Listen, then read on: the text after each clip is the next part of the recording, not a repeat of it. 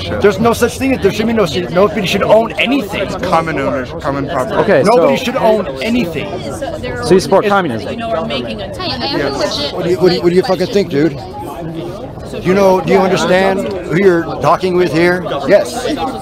Do you understand who you're talking with here? Yes.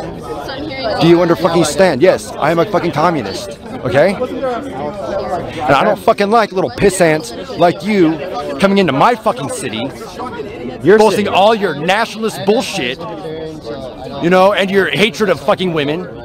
Hey everyone, so I am trusting Antifa members when they claim to be socialist or communist here, and I have a little forewarning for them regarding the history of that cult.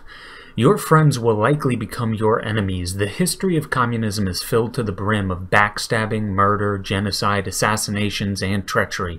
The list of examples from history is a mile long, but I'm just going to go through a few here. Starting with Nikolai Bukharin. He was a member of the Bolshevik Party in Russia and worked alongside Stalin and was a member of the Politburo.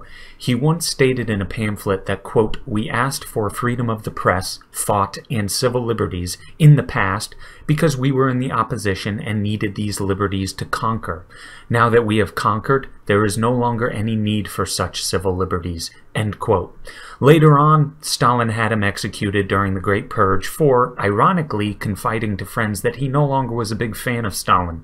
So here we have an example of someone in the most pure form getting a taste of their own medicine. If you want to limit the freedom of speech and the freedom of press, just like Antifa says it does, you will very likely become a victim of your own design if you ever begin expressing thoughts outside of the groupthink narrative.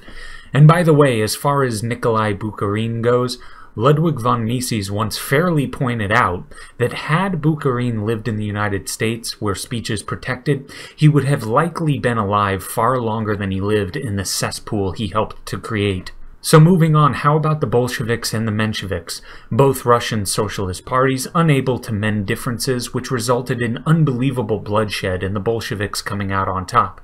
These were all people that revered Karl Marx and should have been able to work together, but there seems to be something about an ideology that supports violence that degrades itself into stupidity and barbarism. Yet again, you cannot trust some of your closest comrades when you look through the unnatural prism of communism or socialism. Or how about Fidel Castro executing the same proletariat he promised a utopia to?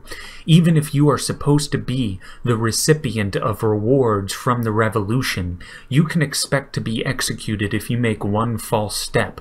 I use Fidel Castro as an example, but this could honestly be said about any working class revolution that has ever been tried. Vietnam, Afghanistan, Venezuela, Soviet Union, Korea, Ukraine. The list goes on of millions of deaths of innocent people, people who very often trusted and in fact fought for the very people who eventually put them on the scaffold. As Ludwig von Mises also once said, "The worst thing that can happen to a socialist is to have his country ruled by socialists who are not his friends." So as much as I dislike Antifa, I don't want to see physical harm done to any individual within that group that has not aggressed upon anyone else. And for that reason, I hope they don't get what they claim they want, because as I said before, socialism and communism has historically been very easily persuaded into killing not only other people, but very often its own people as well. Thanks, and that's all.